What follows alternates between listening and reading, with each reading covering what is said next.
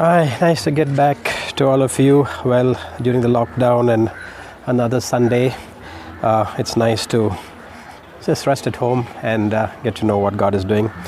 Today, I want to share about something that's very dear to me and been on my mind and my heart for a long time. I think it'll always be on all of our hearts. I want to talk about those golden days. You know, I was thinking of the things that are happening around us, thinking of the things that I'm going through and learning and de-learning, whatever, or relearning, or whatever you want to call it. I want to share from Revelation chapter 2. I think all of us are very familiar with this, and we know a lot of this, but I want to base my thoughts and my message today on Revelation chapter 2. It says, Revelation chapter 2, write this letter to the angel of the church in Ephesus. This is the message from the one who holds the 7 stars in his right hand and the one who walks among the 7 gold lampstands. I know all the things you do. I have seen your hard work and your patient endurance. I know you don't tolerate evil people. You have examined the claims of those who say they are apostles but are not. You have discovered they are liars. You have patiently suffered for me without quitting. But I have this complaint against you. You don't love me or each other as you did at first. Look how far you have fallen. Turn back to me and do the works you did at first. If you don't repent, I will come and remove your lampstand from its place among the churches. But this is in your favor. You hate the evil deeds of the Nicolaitans, just as I do. Anyone with ears to hear must listen to the Spirit and understand what he is saying to the churches. To everyone who is victorious, I will give fruit from the tree of life in the paradise of God. Now, this basically is talking about the first love, but I've chosen to call this the golden days. And I was thinking about my life. Maybe you should think about yours too. And I had some questions. I just noted down these questions, and let me read these questions. What were the most memorable golden days of your life with God? How did you feel during those days? What are those things you could accomplish in you and with God? What were the levels of peace and joy during those days? How did things change after that? What made things happen? And what made these things change? Where are you now? Now, I'm sure all of us have much more questions that we can ask, but these are some of the basic things that I was writing down and thinking about, trying to get into focus, and reading Revelation chapter 2. Interestingly, God appreciates everything that we do. He's not a God who forgets the things that we do. In fact, he very interestingly, he says here in verse 2, it says, I know all the things you do. Okay, very clear. I know all the things you do, number 1. Number 2, he says, I have seen your hard work and your patient endurance. For all of you who are working hard, he said, I've seen your hard work and your patient endurance. 3, he says, I know you don't tolerate evil people. We don't like evil people. We don't like evil. We don't like injustice. We don't like evil. And 4, he says, you have examined the claims of those who you say they are apostles but are not. 5, he says, you have discovered they are liars. And 6, he says, you have patiently suffered for me without quitting. So in these 5-6 points of God's observations for us, he says, I know all the things that you have done. I know how much you have endured. I know all these things. I know your hard work. I know your love for me. I know your passion, your zeal, and the time, your money, your energy. I know all of that. And then interestingly, he says after that in verse 4, there's a complaint. Interestingly, God normally doesn't complain, but he says there's a complaint. But I have this complaint against you. You don't love me or each other as you did at first. Now, note the words, at first. So he's basically asking us to go back to those golden days. I call them the golden days, or the days of the first love, whatever you want to call it. It says, you don't love me and each other like you did at first. He starts off with that, the complaint. Look how far, the second complaint, look how far you have fallen. turn back to me and do the works you did at first. So first he says, you don't love me and you don't love each other the way you did at first, taking us back to those exclusive, pure, innocent, loving, passionate days. And he says, after he says, you don't love me and each other, he says, look how far you have fallen. And, these are the questions that, initially I was asking, what were the most memorable golden days and how did you feel during this? What are those things you could accomplish? These are, God is trying to help us understand, can you go back to those days of first love? Can you go back to those days of purity? Can you go back to those days of simplicity? Honestly, these last few weeks and months, if I were to say actually for a few months, but even more the last few weeks, I really felt I'm being overstressed. I kind of felt a little burnout. Normally people don't realize themselves that they're burning out. Somebody looks at you and says you're burning out. But I felt that I'm burning out, and before anybody came to me and told me that, maybe people realized I'm burning out and I'm fading out, and maybe they didn't want to tell me. I don't know, but so I've been feeling like I've been losing it. I said, God, what's happening? And then God reminds me of this Revelation chapter 2 and tells me, hey, you were a different guy. I started going back to memory lane and those olden days, and I just wrote down this example of the first love. It's funny, but I think I need to mention it. It's a little embarrassing also. And I think I was about 10 or 12 years old, a little kid, growing up in Chennai in a colony. A lot of kids there played every day, and at that very tender age, I remember I'd really fallen in love with this very pretty girl. I don't want to name this girl, but the funny part is I was like 10 or 12, but this girl was almost 8 or 10 years my senior, maybe more than 10 years. For whatever reason, I never even realized that she was so well and advanced in age, but I was so fascinated. And that was, if I could recollect, that was my first ever falling in love experience, my first ever falling in love. And I just realized how pure it was, how innocent it was, how passionate it was. It didn't matter what age or what, and that for me was, the first love in terms of a mental, human, man perspective or boy perspective, human perspective. And I was thinking about that, and I was thinking, the day when I fell in love with Jesus, the day when I fell in love with God and I got introduced to God and loved Him, and how pure was that day, how passionate and how excited that day was. And thinking about this verse in Revelation chapter 2, what went wrong? What went wrong? And the question that I noted is, how did we change? That's the question I'm asking myself. How did I change? And the second question is, why did I change? How did I change? Why did I change? What made me change? What were the situations? And as I was thinking about this, certain things came to my mind. I thought maybe these are the reasons, maybe not. Let me read it out. Is it abundant blessing? Is it because of abundant blessing that we changed, we didn't realize, we took for granted? Or is it circumstances? Is it interest in getting to understand things, lesser interest, getting less interested in things? Is it too much of information that we had got over the period of time? Wisdom, knowledge, intellect. Is it overconfidence that we have, that we become like this? So I can go on, and you could probably add another 10 or 15 more of questions. The point of the matter is, where and how did this happen? We first fall in love with Jesus, we love God, we are pure, we're innocent, we're passionate, we are all fired up, we're so zealous, we're so, aggressive, Think of all the words that you can. And down the line, we kind of kept slipping, we call it the slippery slope.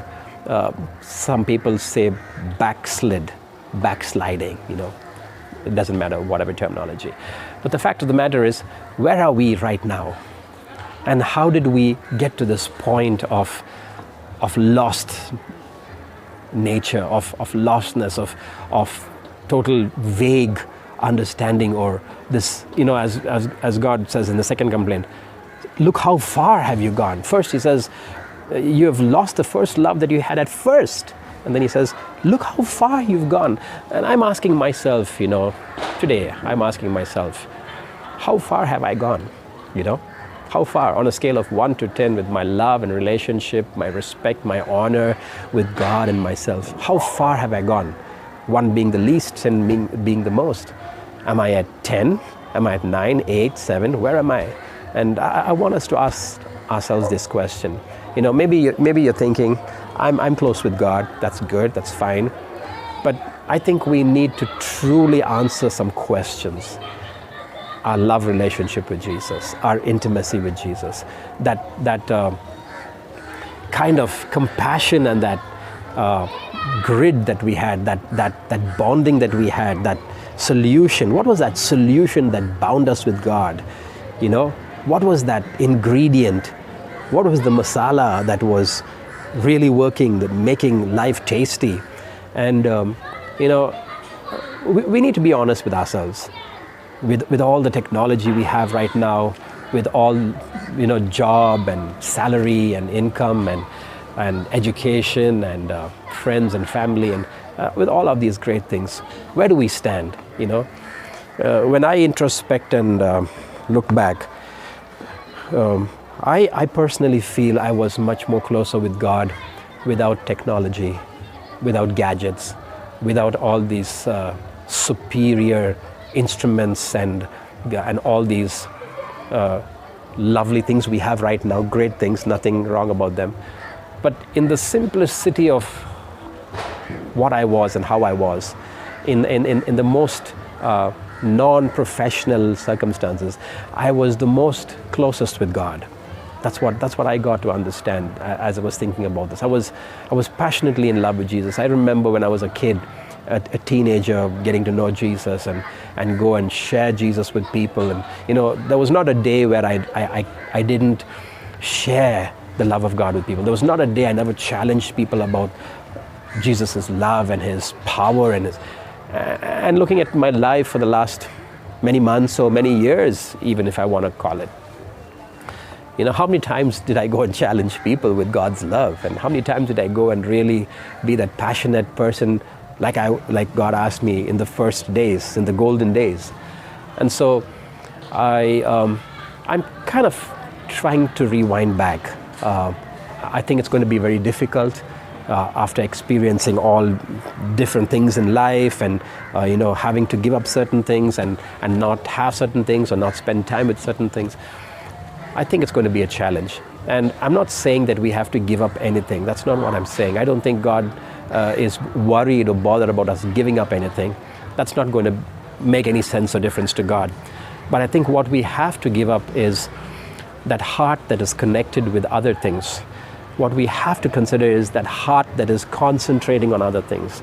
The heart that is glued to other things, more than glued to the relationship with God, more than glued to the fellowship with God, and more than glued to knowing God more. I think those are the most deepest moments of our life. And in all honesty, I think it's important that we all take time out. Take time out to yourself. Take time out personally. Family is good, friends are good, church is good, fellowship is good, online meetings are good, and everything is good, nothing wrong with this. But today, if Jesus came today, to take us all back, if today was the second coming of God, where would we stand? Where would we stand when we see our God face to face? And if He asks us a few questions, where would we stand? How would we answer Him? What do we have in store that we can tell Him? And are we prepared? This whole aspect of going back to the days of our first love, or the golden days, if I'm calling it, is if God came today, are we ready to go back with Him? Are we ready to say, God, thank you so much. I'm ready. Let's do this. Let's go. So I don't intend to scare anybody. I'm not saying any of us are going to die today, or the world is going to come to an end. I'm not saying all those things, but I'm just saying, think about these things. You know, I want you to consider these questions that I was asking, the thoughts I was sharing, and put in your own thoughts, put in your own experiences, and try to rewind back, 10, 15, 20 years back if you want to, or even rewind back 5 years. It doesn't matter, but go back to that place where it was the best golden days of your life. Try to see if you can go back to that sweet, beautiful spot called the golden days, the days of old, the days of the first love, whatever you want to call it, and ask yourself, did I leave off here?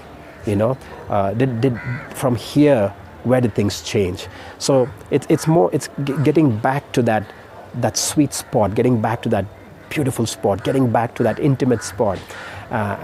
It's an honest question that I'm asking. We all ask ourselves. This has nothing to do with church, nothing to do with pastor or elders, or nothing to do. This is you and God, and ask yourself, on a scale of 1 to 10, where is my love for Jesus today? Honestly, where is my love for Jesus today? And do I love other things more than Jesus today? Am I connected more with other things? And am I drawn more to other things? I was kind of looking through today. I just decided I'm going to stop, spending time on certain things and stop wasting time on looking at this and looking at that. So accidentally I was just going through, and I saw that my Facebook report said you spend an average of 1.5 hours every day on Facebook. That was Facebook's average of my time on their page. Each day, on an average, you spend 1.5 hours. I said, wow. Without my knowledge, I've spent 1.5 hours on Facebook every day.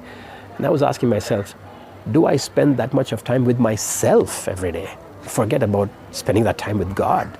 Do I actually think about the things I need to change and do? Do I even spend? No, I don't even do that. But unknowingly, I've spent so much of time on Facebook and WhatsApp and name it, whatever. Now, nothing wrong with all these things. I'm just telling you, if we start going inside and finding out how much time we spend on all these things versus how much time we spend on our improvement and our lives, and then our lives with God, a lot of truth will be revealed. Really, a lot of truth will be revealed.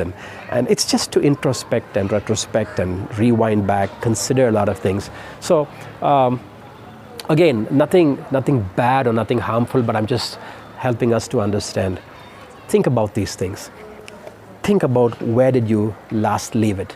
Think about, where did you finally detour or change track, or whatever you want to call it, and how did this happen, and why did this happen? I think we all have answers to our questions. We have personal answers to our questions. So if you can think about this, retrospect, rewind, get back to that soft, sweet spot of your love with God, the golden days, like how God says, the days of old, the first days of your love. And look how far you have gone. So if we can move in close into those days, get back into falling in love with Jesus more, I think our lives are going to be much more challenged in terms of new things happening, beautiful things happening, and the peace and the joy that we once used to share and have and enjoy, that's going to come back for sure. So I hope these words will help you. I hope these words will bless you. Don't misunderstand me. I'm not trying to put guilt into anybody. This is what's happening in my life. I'm reasoning a lot of things, and I just felt this is important. If I'm able to share this challenge and give us all some clarity when we all think about these things and learn where we have to fix things. And if we have to fix them, let's fix them. These are great days to mend things and change things. We're all free. We're locked down.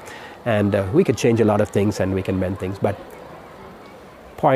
basic point is getting back to the golden days, to the first love, to the days of first falling in love with God and loving Him all the days of your life. God bless you. Have a wonderful week. Stay safe.